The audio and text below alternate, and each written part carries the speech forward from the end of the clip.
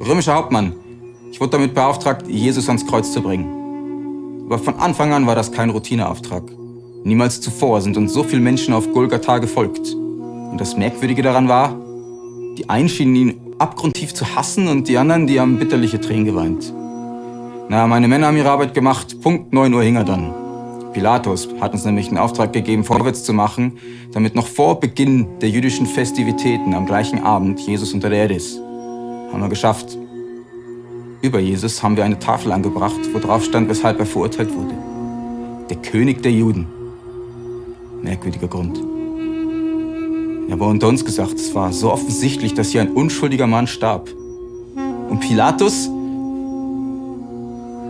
ich glaube, der war einfach zu feige, den Pharisäern die Stirn zu bieten. Die Pharisäer, die wollten Jesus einfach loswerden, weil er behauptete, der Sohn von Gott zu sein. Ja, neben Jesus, da hingen 2 Schwerverbrecher. Der eine, der machte sich lustig über Jesus und der andere, der bat Jesus, an ihn zu denken. Jesus drehte sich zu ihm hin und sagte, ich versichere dir, noch heute wirst du mit mir im Paradies sein.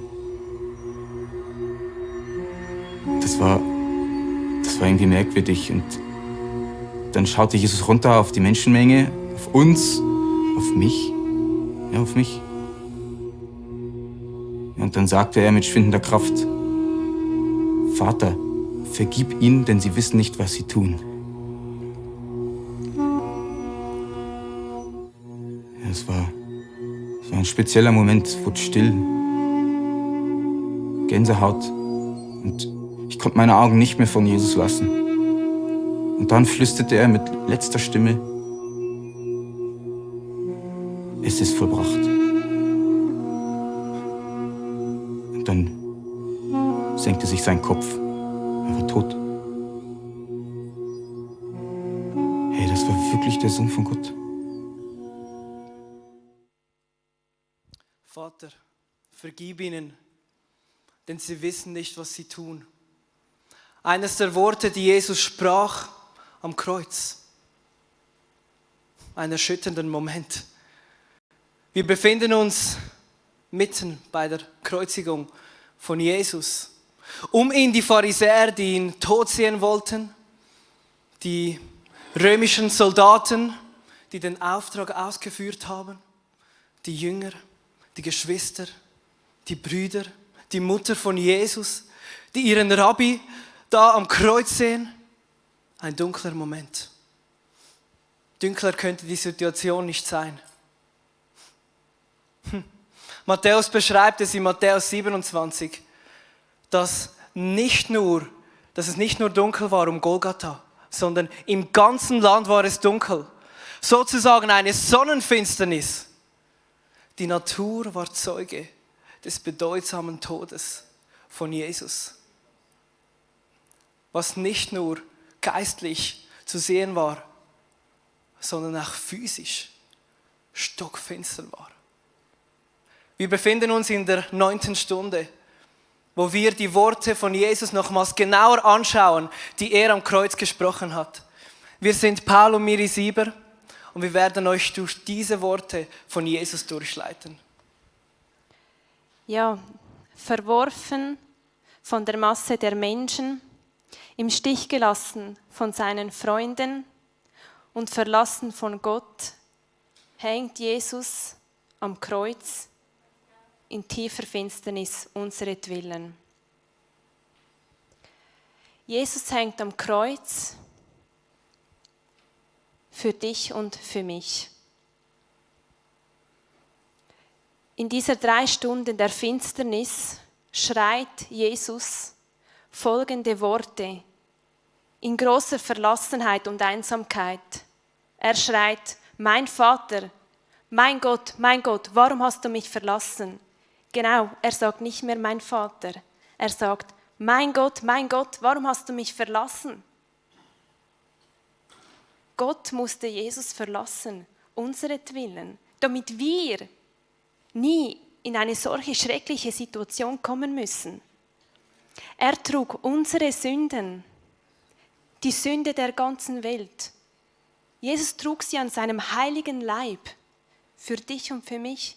Er trug unsere bösen Taten, unsere Worte, unsere bösen Gedanken.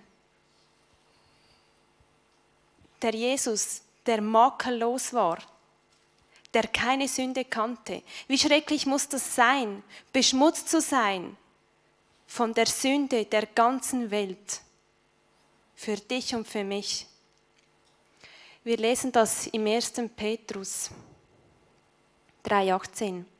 Jesus hat gelitten, obwohl er frei von jeder Schuld war. Er tat es für unsere Sünden und starb für uns schuldigen Menschen, für dich und für mich. Und zwar ein für allemal. So hat er uns zu Gott geführt und sein Körper wurde am Kreuz getötet.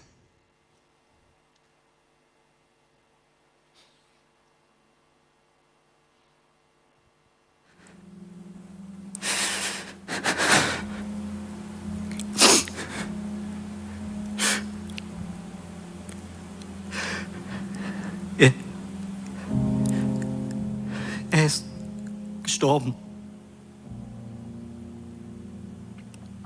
Gerade eben. Es ging alles so schnell am Schluss.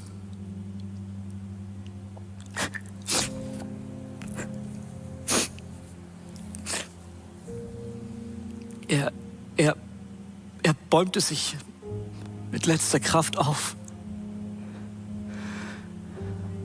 Mit schwacher Stimme sagte er: Vater, ich gebe meinen Geist in deine Hände. Er atmete noch einmal ein, voller Schmerzen. Dann zum letzten Mal aus.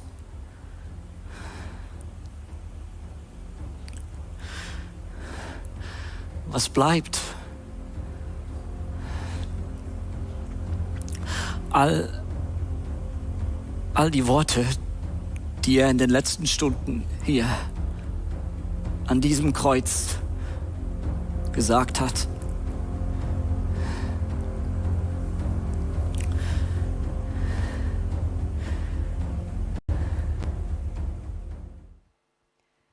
Nach 3 Stunden Finsternis stirbt Jesus am Kreuz. Und wir lesen in Matthäus 27, und im selben Augenblick zerriss im Tempel der Vorhang vor dem Allerheiligsten von oben bis nach unten. Also der Vorhang hier vom Allerheiligsten zerriss von oben bis unten. Wow, was heißt das? Er zerriss von oben bis unten. Es soll symbolisch dir zeigen, dass die Mauer, die dazumal zwischen Gott und den Menschen war, niedergerissen wurde. Es heißt, dass Gott selber diesen Vorhang von oben nach unten zerriss, weil er sich wünscht, dass ab jetzt wir alle freien Zugang zu unserem Gott haben. Wie müssen wir das verstehen? Was heißt das für uns? Früher im Tempel von Gott gab es 3 verschiedene Bereiche. Es gab den Vorhof, es gab das Heiligtum, dort durften die Priester hinein, und dann gab es das Allerheiligste. Dort war die Gegenwart Gottes. Und nur einmal im Jahr durfte der Hohepriester da hinein und Buße tun für die Sünde des Volkes. Jetzt aber, wo der Vorhang zerrissen ist, wo der Weg frei ist, ist das eine Einladung von Gott selber für dich und für mich, jederzeit dort hineingehen zu dürfen, um mit ihm und in seiner Gegenwart ihn zu genießen.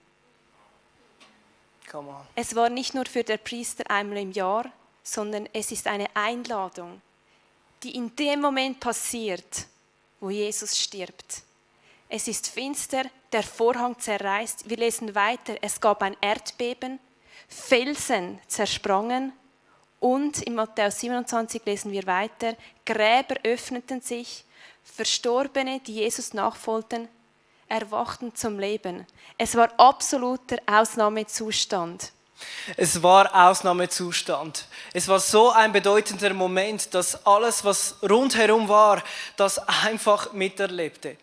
Und Jesus erfüllte ein komplexes Opfersystem, weil vor Jesus, vor seinem kostbaren Tod am Kreuz von Golgatha, gab es, wie ich schon gesagt habe, ein komplexes Opfersystem. Warum?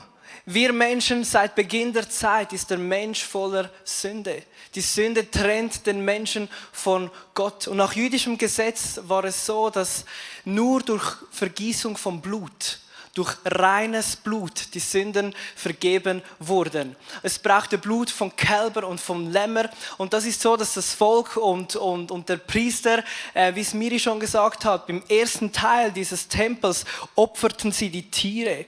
Da opferten sie die Tiere und dachten an ihre Sünden. Im mittleren Teil hatten die Priester ihren priesterlichen Dienst gemacht und zu Gott gebetet. Und der Hohepriester ging einmal im Jahr hier hinein in das Allerheiligste, wo Gott ist, um die Sünden der Menschen zu vergeben. Das Krasse war, dass die Sünden überdeckt wurden. Sie wurden nur überdeckt. Das heißt, die Sünden wurden, als der Priester hier rauskam, überdeckt. Du warst ohne Schuld und dann das nächste Jahr das gleiche Programm nochmals. Und die Sünden wurden wieder überdeckt und dann das nächste Jahr nochmals. Und die Sünden wurden wieder überdeckt. Aber Jesus als vollkommenes Opfer hat nicht nur die Sünden der Vergangenheit auf sich genommen, sondern die gegenwärtige und die zukünftige. Jesus war das komplette, vollkommene Opfer. Hebräer schreibt es so: Er ist der Hohepriester, der jetzt in das himmlische Heiligtum hineingeht, beim Vater ist, stellvertretend da ist und die Sünden aller Menschheit trägt. Wie krass ist das? Wie kraftvoll ist das? Ja, komm mal, lass uns Gott einen Applaus geben. Hier drin, da wo du bist. Denn das hat Kraft. Ja, und so, ihr Lieben, steht in der Bibel, können wir jetzt durch das Blut, das Jesus Christus am Kreuz für uns vergossen hat, frei und ungehindert in das Allerheiligste eintreten. Christus hat den Tod auf sich genommen, damit den Vorhang niedergerissen, der uns von Gott trennte. Durch seinen geopferten Leib hat er uns einen neuen Weg gebahnt, der zum Leben führt. Ja, er hat uns einen neuen Weg gebahnt, der zum Leben führt. Und eines der letzten Worte, die der römische Hauptmann genannt hat, aber auch das Johannes in seinem Evangelium schreibt, eines der letzten Worte waren: Es ist vollbracht. Ja. Er hing am Kreuz und sagte: Es ist vollbracht. Mit anderen Worten, es ist vollendet. Es ist erfüllt. Es ist bezahlt. Und wenn wir anschauen, was vollbracht heißt auf Griechisch, das heißt Teleo. Und für das Wort Teleo gibt es verschiedene Bedeutungen. Zum einen bedeutet das vollendet. Ja, was hat Gott vollendet? Was hat Jesus vollendet am Kreuz? Jesus kam in die Welt als Mensch. Er war 100% Mensch, 100% Gott. Er lebte ohne Sünde. Er hatte den Heiligen Geist. Und mit dem Heiligen Geist lebte er. Er diente Gott und er hat seinen Lauf vollendet, von Anfang bis zum Schluss. Er hat ausgeführt. Was hat er ausgeführt? Er hat den Willen des Vaters ausgeführt auf dieser Welt. Jesus hat die Passawoche, die wir jetzt gemeinsam, die Passionswoche anschauen, alles mit Bravour gemeistert. In der Schweiz Note 6.0, in Deutschland 1, in Amerika A+.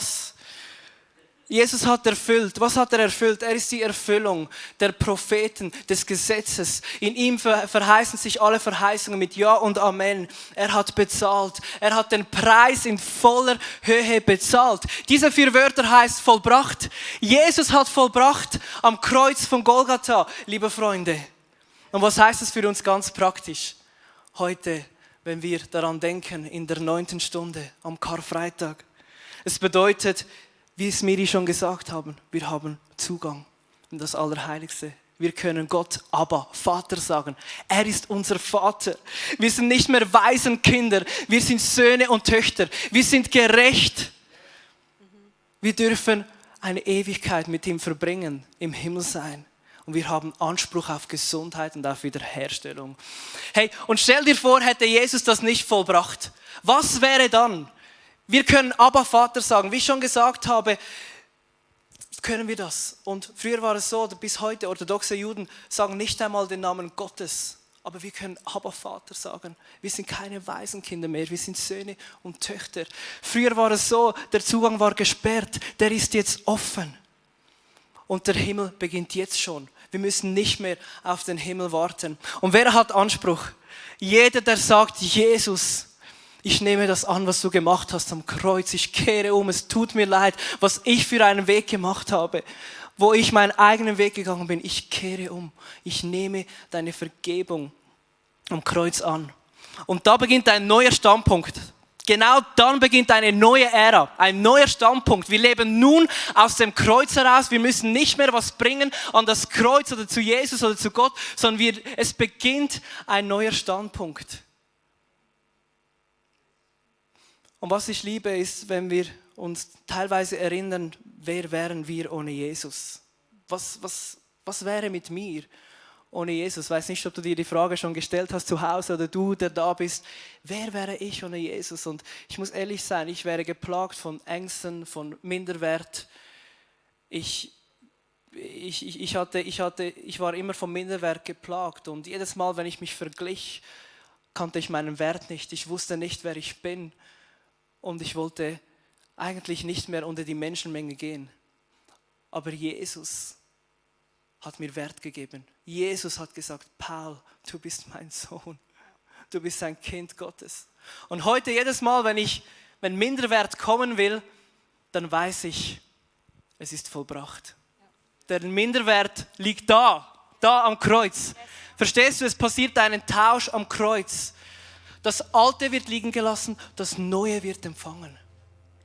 Ja genau, und das lesen wir ja auch im 2. Korinther 5,13.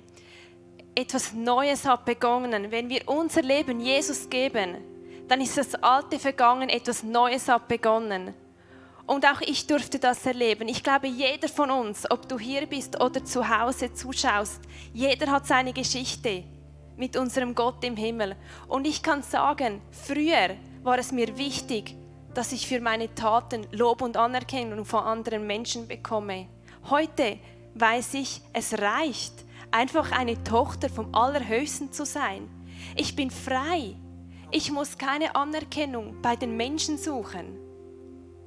Und uns würde es interessieren, was hat Gott in deinem Leben verändert? Und wir wollen jetzt zusammen das feiern. Und es würde uns interessieren. Und du kannst im YouTube-Chat uns in ein paar Worten schreiben, was hat Gott in deinem Leben verändert, als du dein Leben Jesus gegeben hast. Schreibe auf dem YouTube-Chat, du hast den QR-Code eingeblendet, du kannst es auch auf dem QR-Code-Slider uns schicken. Wir würden es nachher gerne vorlesen und einfach das feiern, was Gott für uns gemacht hat. In der Zwischenzeit haben wir auch Freunde gefragt, was ist das, was Jesus in deinem Leben verändert hat? Und wenn du noch nicht weißt, was du aufschreiben sollst, dann ermutige dich von diesen Geschichten. Wir gehen ab in den Clip. Ich war früher eine Person mit viel Abhängigkeiten, die haben mich von vielen Sachen abhängig gemacht. Und heute darf ich eine freie Person sein, weil Jesus mich von all diesen Süchten befreit hat. Seit ich mit Jesus meinen Weg laufe, bin ich nicht mehr abhängig von der Meinung, der Liebe und Anerkennung anderer Menschen, sondern kann diese bedingungslose Liebe, die Jesus mir gibt, annehmen und mit meinem Umfeld teilen. Bevor ich Jesus kennenlernte, war ich sehr ernst, analytisch denkend und ich konnte mit meinen Freunden nächtelang diskutieren. Mit Jesus erlebe ich echte Lebensfreude, eine Leichtigkeit und eine Gelassenheit, die ich vorher nicht kannte. Dafür bin ich sehr dankbar und glücklich. Ich bin Jesus einfach so unglaublich dankbar, weil ich wüsste nicht, was ich ohne ihn wäre, weil er hat wirklich alles in meinem Leben verändert. Von Kopf bis Fuß, ganz radikal, hat er alles verändert, von wie ich gedacht habe, zu was ich gedacht habe, dass das Leben ist. Wirklich alles durchwegs und ich bin ihm so unglaublich dankbar. Darum danke, danke, danke, Jesus. Ich Ich bin von Natur aus sehr verstandesmäßig, nüchtern, pragmatisch. Aber seit ich mich durch Jesus und den Heiligen Geist leiten lasse, erlebe ich neue Dimensionen. Vieles macht in dem Verstand keinen Sinn. Aber wenn ich die Auflösung erhalte, haut einen das um. Es ist faszinierend. Früher habe ich sehr viel Wert darauf gelegt, was andere Menschen von mir denken. Durch Jesus weiß ich, dass mein Wert nicht von anderen Menschen abhängig ist, sondern dass ich geschaffen und geliebt vom Höchsten bin. Und wenn Gott für uns ist, wer will dann gegen uns sein? Wow, so gut. Ja, jeder von uns hat eine Geschichte. Vorher und nachher. Das Alte ist vergangen, etwas Neues hat begonnen. Wenn du eine Geschichte hast und weißt, da hat mich Gott verändert, erzählt sie einander. Wir möchten jetzt einen kurzen Augenblick uns nehmen, damit wir uns das gegenseitig erzählen können. Also wenn du jetzt möchtest, kannst du deinem Nachbarn erzählen, von was hat Gott dich befreit, was wurde in deinem Leben verändert. Und wir haben hier einige Antworten im Chat und auf Slido, die wir gerne jetzt vorlesen möchten. Jemand schreibt, Gott hat mich von suiziden Gedanken befreit. Jemand schreibt, mein Selbstwert wurde verändert. Jemand schreibt, er hat unsere Ehe gerettet und darüber hinaus eine neue Perspektive gezeigt. Jemand schreibt, Gott hat mir einen Neuanfang geschenkt. Jemand schreibt Befreiung. Jemand schreibt Perspektive. Jemand schreibt, Minderwert ist gegangen. Wow. Ich kenne kein Leben ohne Jesus. Es gibt mir Zuversicht. Mein Herz wurde verändert. Ich kann nicht mehr lügen. Mein Glaube wurde gewachsen. Danke Gott. Hey, come on, Freunde, das ist Zeugnis, was wir jetzt gemeinsam teilen, was Jesus in unserem Leben gemacht hat. Wir wollen jetzt in einen Song gehen, wo wir Gott einfach Danke sagen für das, was er vollbracht hat am Kreuz durch seinen Sohn. Let's go.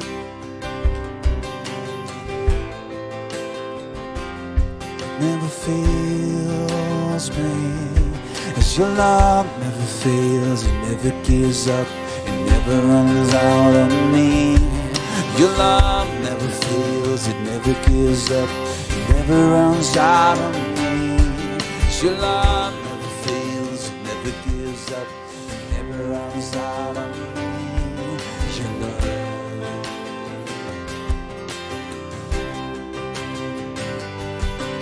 And on and on and on and on it goes, for it overwhelms and satisfies my soul.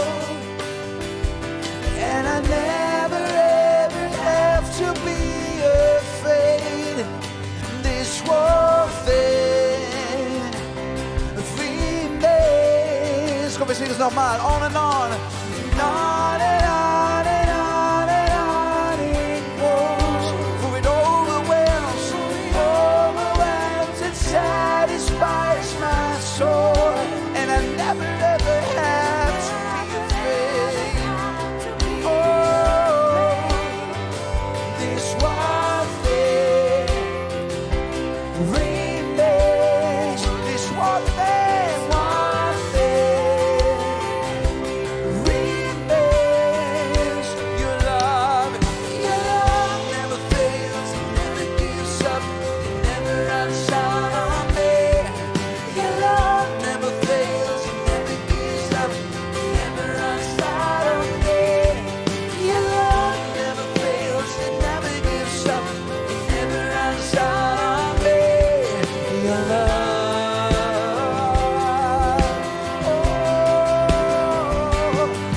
your love never fails, it never gives up, it never runs out on me. Your love never fails, it never gives up, it never runs out on me. Your love never fails, it never gives up, it never runs out on me. Your love.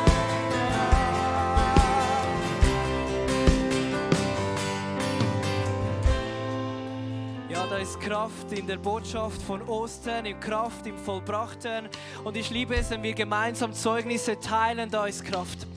Und jetzt schaust du vielleicht zu oder du bist hier und sagst, ja, meine Geschichte sieht noch nicht vollbracht aus. Es gibt noch Bereiche in meinem Leben, da ist Krankheit da ist Sünde da, die beherrscht, da ist es noch nicht vollbracht. Ich will dich ermutigen. Vom Freitag bis Sonntag bis zur Auferstehung sind 3 Tage. Und das sind die 3 Tage, wo der Glauben zum Spiel kommt. Jesus hat diese Worte ausgesprochen, es ist vollbracht, aber er kam noch nicht im vollkommenen Körper, sondern er sagte, ich lege meinen Geist in deine Hände. Ich lege es in deine Hände und lasse los. Und wenn du eine Situation in deinem Leben hast, die noch nicht vollbracht ist, ich will dich jetzt ermutigen, wir wollen gemeinsam beten für diese Situation, indem dass wir loslassen und glauben, dass Gott ein Wunder tut und dass Jesus auferstanden ist. Und wir machen das ganz praktisch. Teil uns deine Gebetsanliegen mit. In den Chat, schreib hinein und lasst uns gemeinsam für das beten. Wenn wir da sind und du mit deinem Freund da bist, deiner Freundin und du hast etwas, das nicht vollbracht ist in deinem Leben, dann betet miteinander. Sprich Glauben aus. Schreib uns hinein und wir werden gleich gemeinsam beten. Vater im Himmel, ich danke dir für das Geschenk, das du am Kreuz für uns gemacht hast. Danke dürfen wir alles bei dir abladen und Leben in Empfang nehmen. Und wenn du vielleicht hier bist oder zu Hause zuschaust und du hast vielleicht Essprobleme, dann leg sie Jesus ab. Er möchte dir eine neue Identität geben. Wenn du vielleicht in deinen Gedanken Suizidgedanken hast, du siehst keinen Sinn mehr in deinem Leben, dann leg sie ans Kreuz. Jesus sieht dich. Er sah dich am Kreuz, er gab sein Leben für dich und er will, dass du lebst und er möchte dir eine neue Perspektive schenken.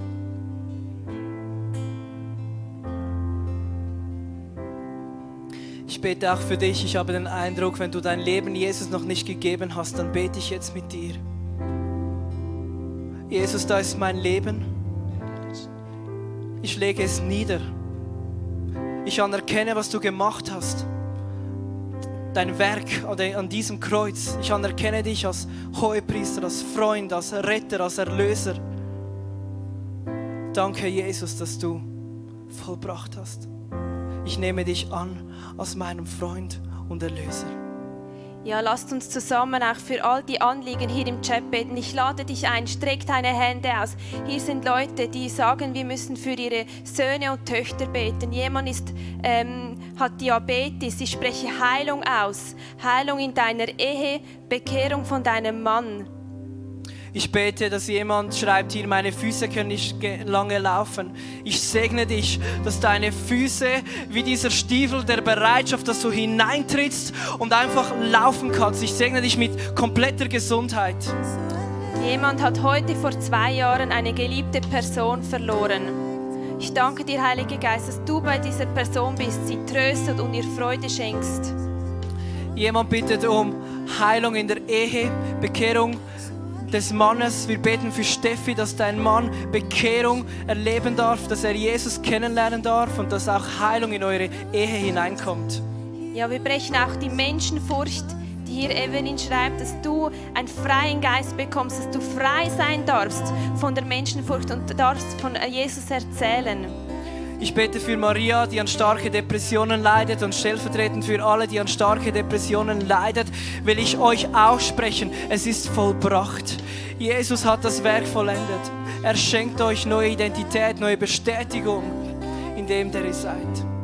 Ich habe auch den Eindruck, dass viele zuhören und zuschauen, die fühlen sich einsam. Und ich danke dir, Jesus, dass du Freunde an ihre Seite stellst, die einander den Rücken stärken, die gemeinsam durchs Leben gehen. Jesus, du siehst jede einzelne Person, die sich verlassen fühlt, wie du am Kreuz. Es gibt niemand Besseres, der das verstehen kann. Und ich danke dir, dass du diesen Personen jetzt begegnest und ihnen Freunde schenkst, ein Umfeld, eine Kirche, die sie stützt. Jemand schreibt da, der Sucht erlebt. Ich bete für dich, dass du frei wirst von deinen Süchten, stellvertretend für all die, die Sucht in ihrem Leben haben. Ich bete, dass die Macht, die dich gefangen hält, gelöst wird im Namen, die dich loslässt im Namen Jesus, und dass der Heilige Geist dich umgibt und dich bestätigt als Sohn und Tochter. Und ich bete für Versöhnung in Familien.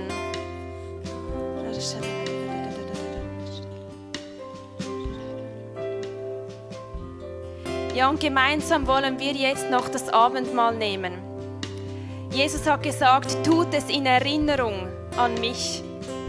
An Erinnerung, dass wir etwas zum Feiern haben. Wir haben Verheißungen von Jesus erhalten. Du hier hast etwas unter deinem Stuhl.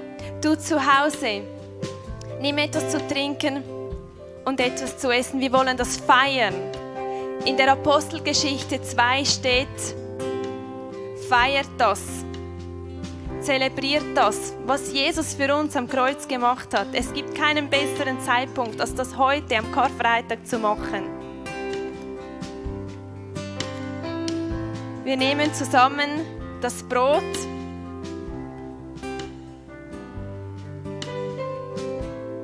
das den Körper von Jesus symbolisiert.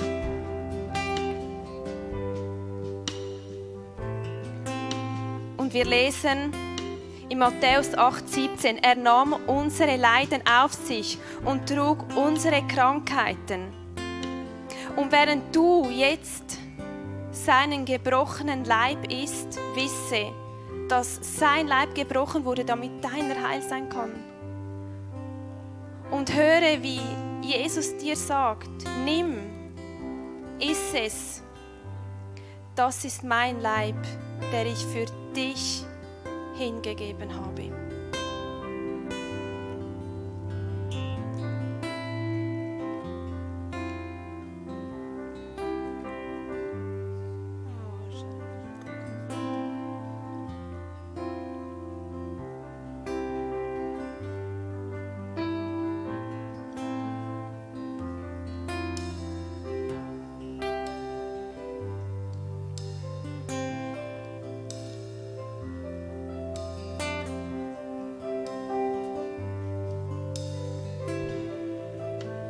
Gemeinsam nehmen wir jetzt den Wein oder den Traubensaft oder was du sonst hast.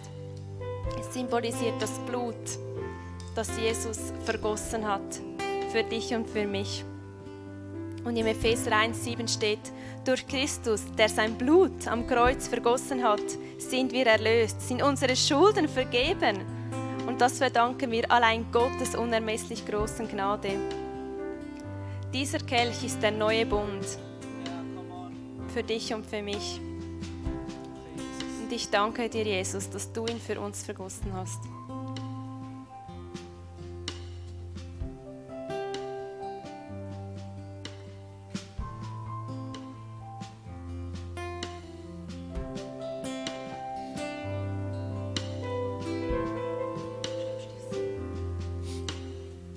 Jesus, wir danken dir für die krasse Botschaft von Ostern.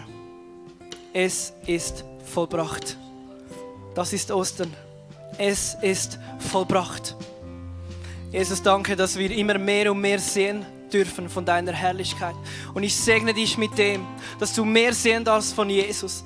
Dass du immer wieder ablegen kannst am Kreuz, was dich hindert, diesen Lauf zu leben, für den du bestimmt bist. Ich segne dich, dass jetzt in den nächsten Stunden und Tagen Gott dir Offenbarungen gibt über den Himmel, über die Art und Weise, wie er dich als Geschöpf, als Sohn und Tochter hier auf der Welt brauchen wird. Ich segne dich, dass du Gottes Stimme hörst und kennst und ihm nachläufst, wo er dich auch immer hinführen wird. Danke, dürfen wir im Vollbrachten leben und ich segne dich auch, dass du in diesem Vollbrachten lebst. Amen. Lasst uns weitergehen in Worship, voller Dankbarkeit. Einfach Gott unser Herz hingeben.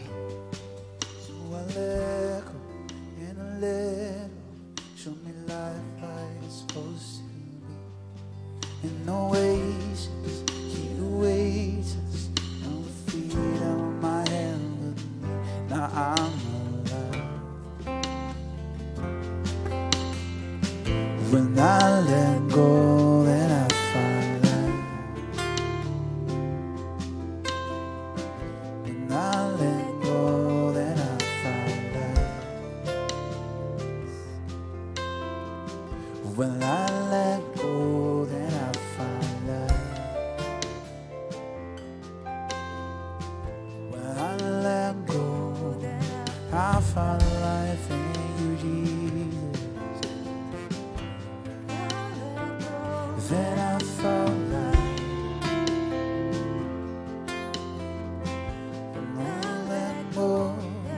So I let go and I let her show me life like it's supposed to be. In no oasis, here oasis, all the freedom I ever need. Now I'm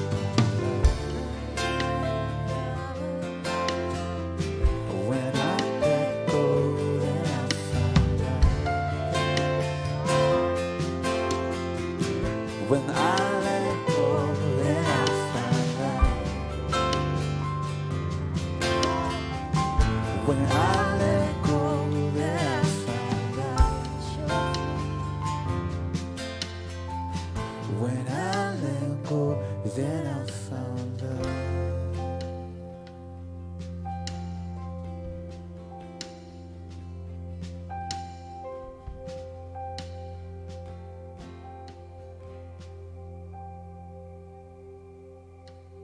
Wer ist wie du, ein Fels der Zeiten, der immer war und immer bleibt.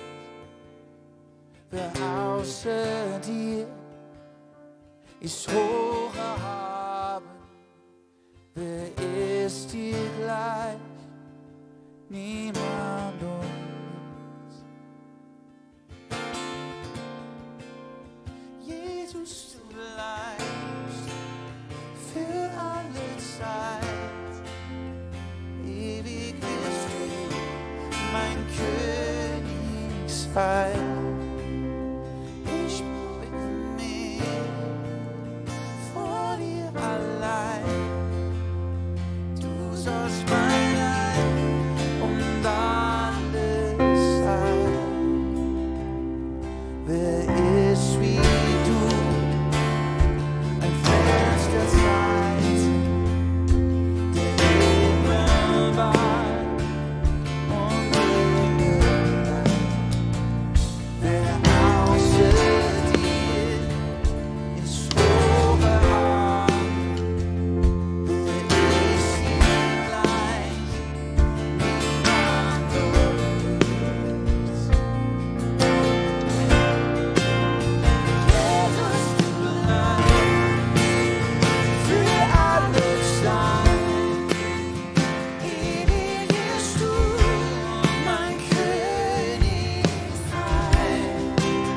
Und ich beuge mich vor dir allein. Du sollst mein Ein und alles sein. Jesus, Jesus, du bleibst für alle Zeit. Ewig wirst du mein König sein. Und ich beuge mich vor dir allein. Du sollst mein Ein und alles sein. Nur du allein.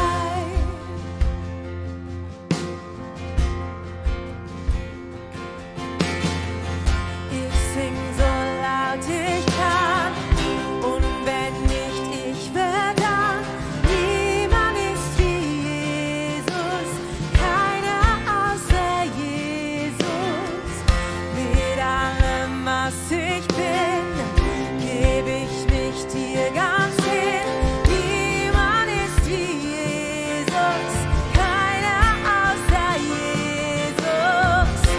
Ich will so laut ich kann und wenn nicht ich, wer dann? Niemand ist wie Jesus, keiner außer Jesus.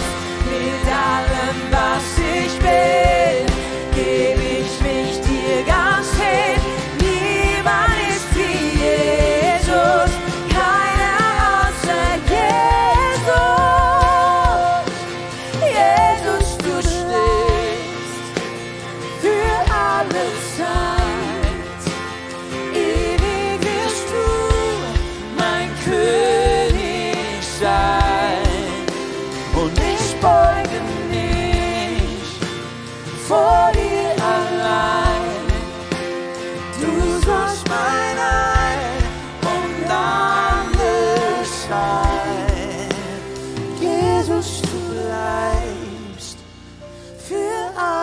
Zeit. Ewig wirst du mein König sein. Und ich beuge mich vor dir allein. Du sollst mein Ein und alles sein. Nur du allein.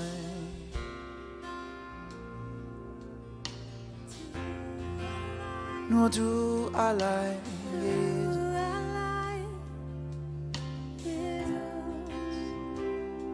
Nur du allein kennst mich durch und durch. Nur du allein.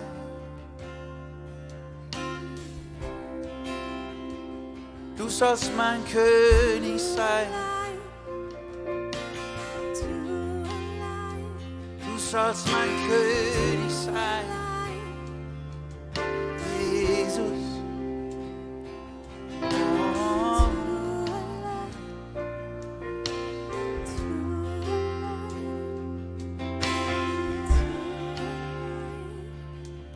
Ich möchte dich einladen, wenn du zu Hause bist oder hier im Raum, dass du Gott deine eigenen Worte zusingst, dein eigenes Gebet formulierst und sagst, was du von ihm haltest, was du von ihm denkst. Ein simpler Satz, mach das zu deinem Lied.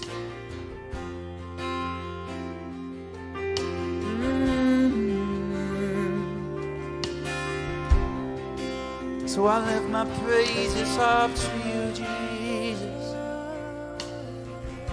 'Cause you deserve my everything, you deserve my everything. Jesus, I give you everything. For you, I give everything.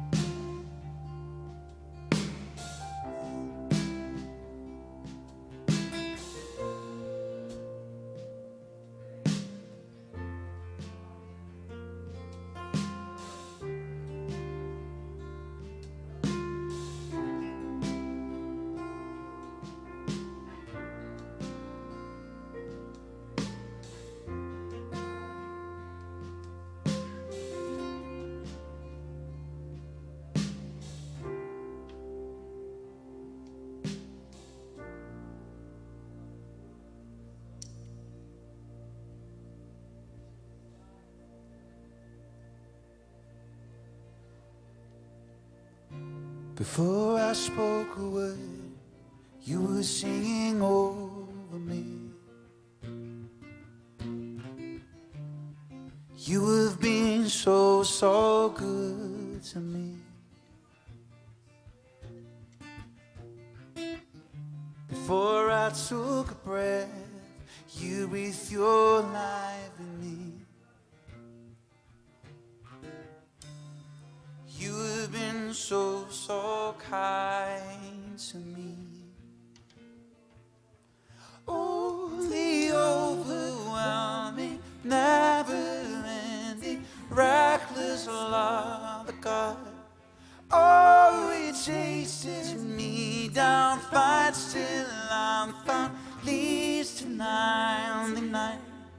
I couldn't earn it, I don't deserve it. Still you give yourself away. Oh, the overwhelming, never-ending, reckless love of God. Yeah.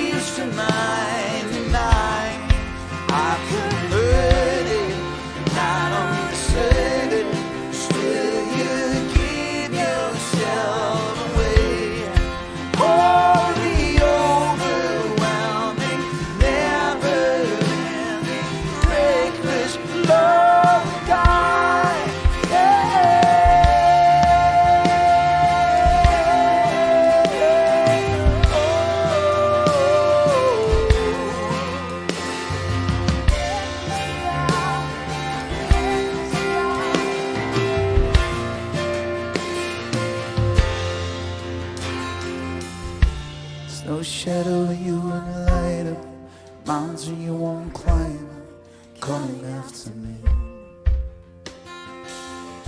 Slow one you won't kick down, lie you won't tear down, coming after me.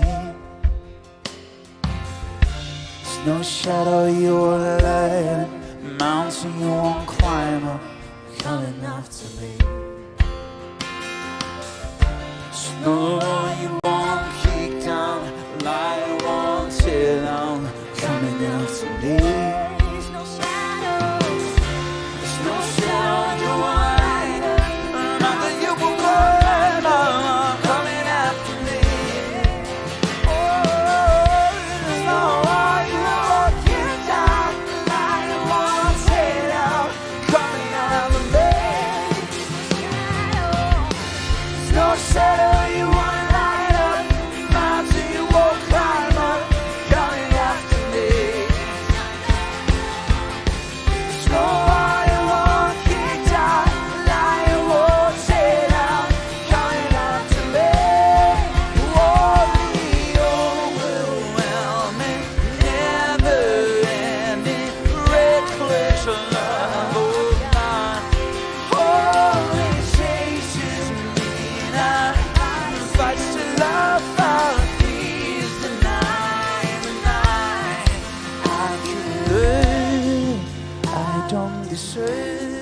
Still you give yourself away.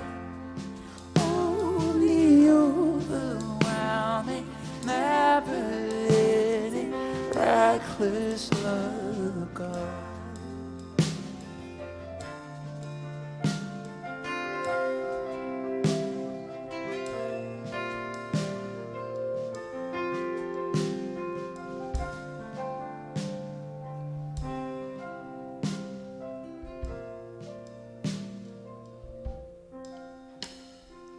Lasst uns gemeinsam die Bibel aufschlagen. Wir lesen im Psalm 31, Vers 6 folgende Worte. In deine Hand befehle ich meinen Geist.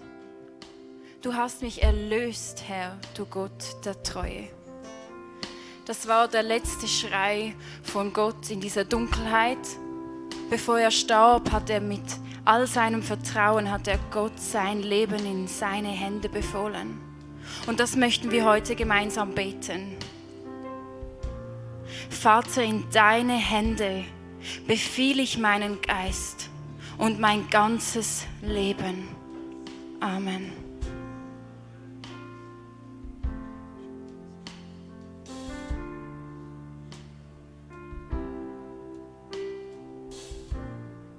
Wir lesen im Galaterbrief, 1. Kapitel, den Vers 4.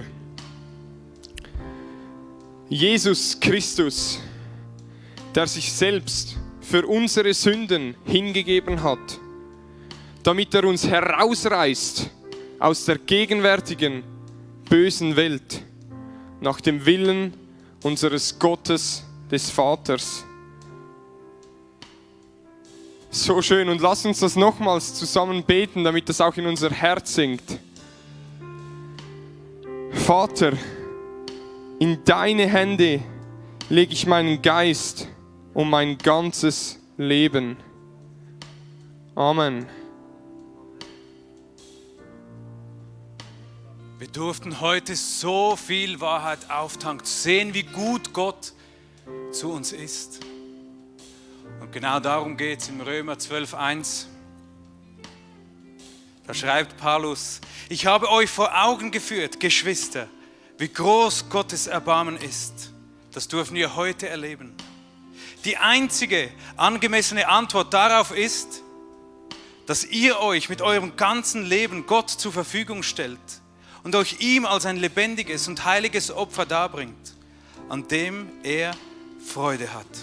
Das ist der wahre Gottesdienst und dazu fordere ich euch auf. Dieses Erbarmen, das unser Leben verändert hat, verlangt eine Antwort. Darum lass uns das nochmals beten, im vollen Bewusstsein. Gott hat alles gegeben, hat sich selbst hingegeben für uns, damit wir uns ihm hingeben können. Vater, in deine Hände lege ich meinen Geist und mein ganzes Leben. Amen. Das ist Ostern.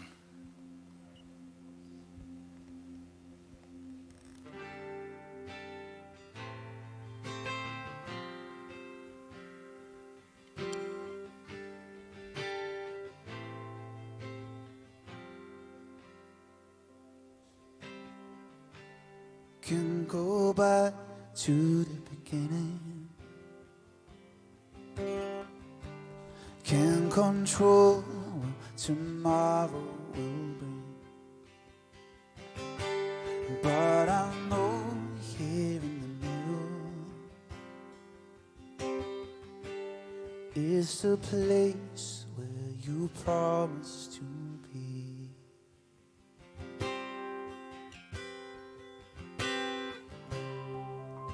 Not enough unless you call. Will you meet me here, girl? 'Cause all I want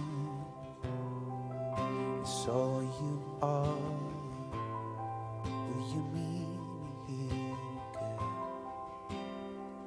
Come and meet me here.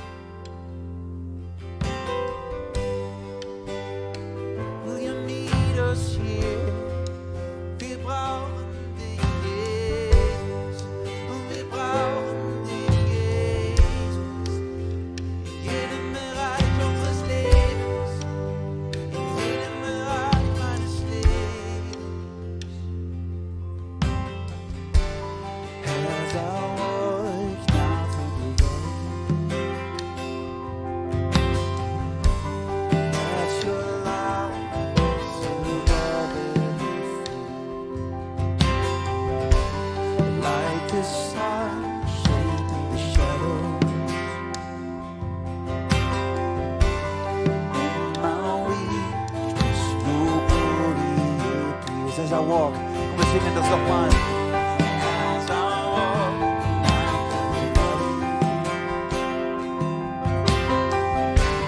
let your love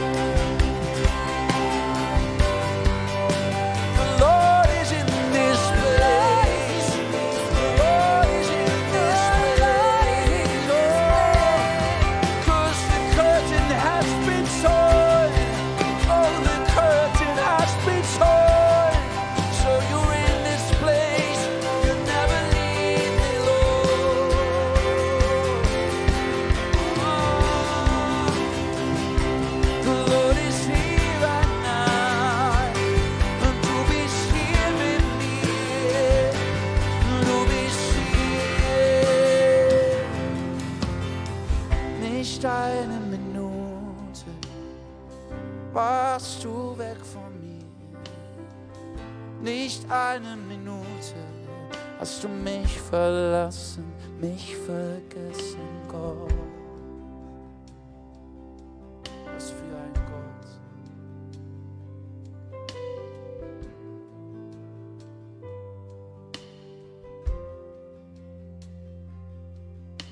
The curtain has been torn. Thank you, Jesus. It is done. It is done.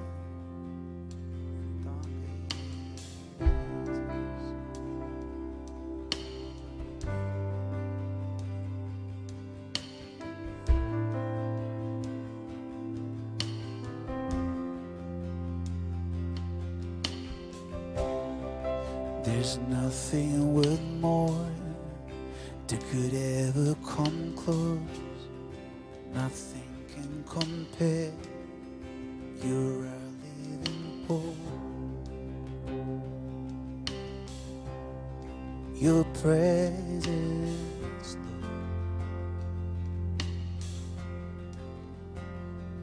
Lord. I've tasted and seen of the sweetest of loves, when my heart becomes free and my chain is undone. Your presence, Lord.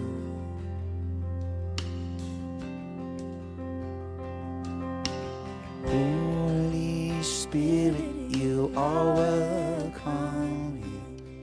Come flood this place and fill the atmosphere. Your glorious word, God is what our hearts long for. So we overcome by your presence, Lord. Your presence, Lord. Your presence, Lord. There's nothing worth more. There's nothing worth more that could ever come close. Nothing can compare. You're our living hope. Your presence, Lord.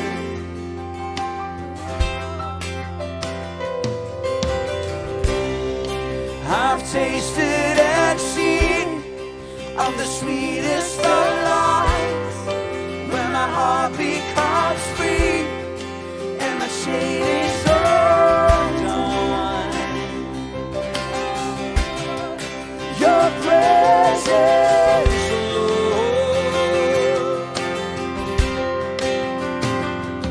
We sing, Holy Spirit, you are welcome.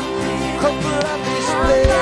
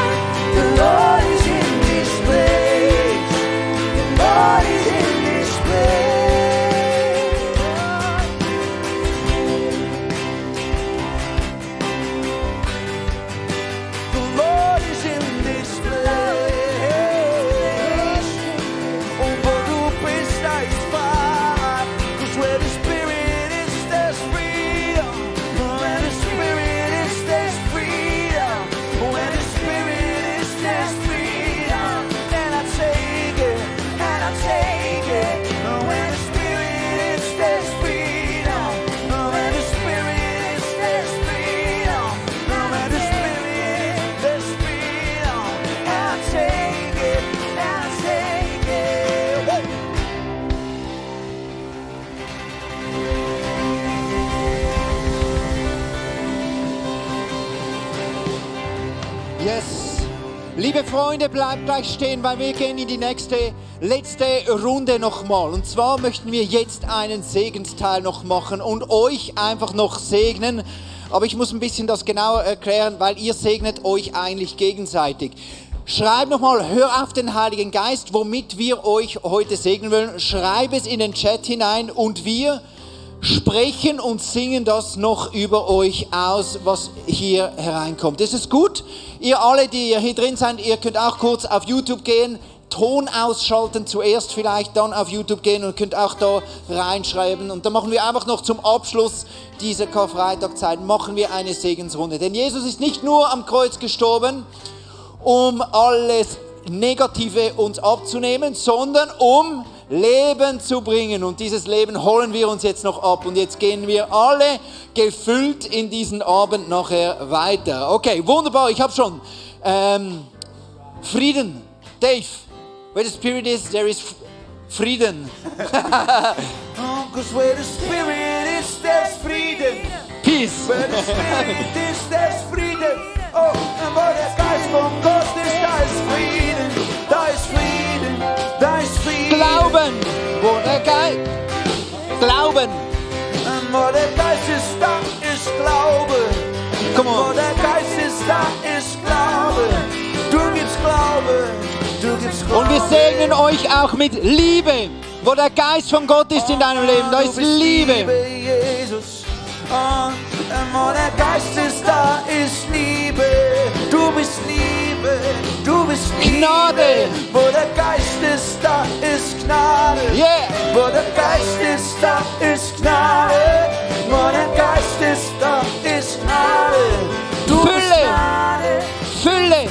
Fülle. Wo der Geist ist, da ist Fülle. Wow. Wo der Geist ist, da ist Fülle. Wo der Geist ist, da ist Fülle. Wo der Geist ist, da ist Fülle. Yes. Und ich segne dich, der du zugeschaut hast, und alle auch hier in diesem Raum. Der Geist Gottes ist mit dir und ruht auf dir.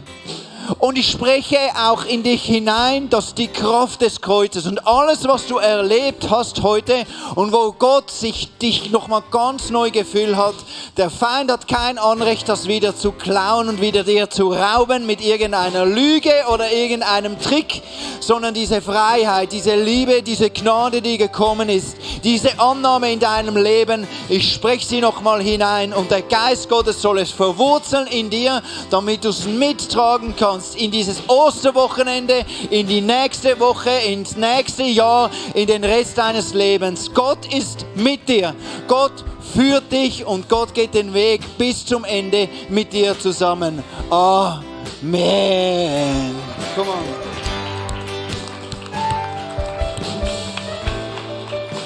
Come on. So wunderschön, ich danke euch für alle diese Segnungen. Lest es vielleicht auch zu Hause nochmal durch, womit ihr gesegnet seid. Wunderbar, wunderschön, dass ihr heute hier mit dabei gewesen seid. Es ist wirklich kraftvoll zu sehen, welche Kraft Jesu Tod am Kreuz in unser Leben wirklich hat. Ist es nicht wunderschön? Jetzt, ich möchte euch alle mit einladen. Auch heute Abend geht's weiter auf dem nächsten Stream. Wir machen eine Worship Night und zwar werden wir Jesus nochmal richtig feiern und uns auch damit beschäftigen. Tamara Fontaine und Dave Cool werden nicht Musik machen, sondern sie werden predigen und wir als 20s hosten das und werden gemeinsam worshipen und du bist herzlich eingeladen, dich dann wieder einzuschalten. Warum verdient Jesus eben diese große Anbetung von uns? Jetzt zum Abschluss noch etwas anderes, wenn du uns unterstützen magst als Kirche. Ich möchte dich ermutigen, du darfst auf icf.ch/give gehen oder hier alle drin auch. Ihr dürft gerne uns als Kirche unterstützen, dass wir das weitermachen können, dass wir diese Botschaft vom Kreuz von Jesus raustragen können. Das ist unsere große Leidenschaft.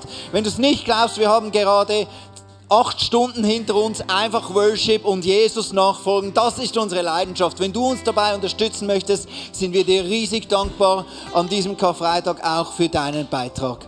Und jetzt kann ich nur noch sagen, du bist gesegnet. Jesus ist in deinem Leben, ist für dich gestorben und ist kraftvoll in deinem Leben. Und ich wünsche dir einen wunderschönen Karfreitagabend. Bis bald wieder. Ciao.